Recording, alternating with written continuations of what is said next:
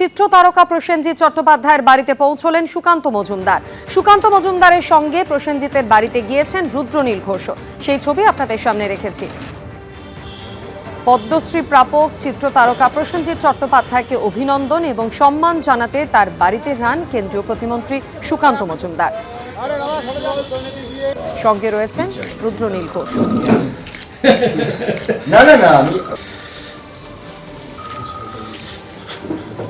আমাদের বাঙালি ঐতিহ্য কিছু তো পালন করতে হবে। সাদা শাল হচ্ছে আমাদের, এটা আপনি খাবেন না তবু এনেছে।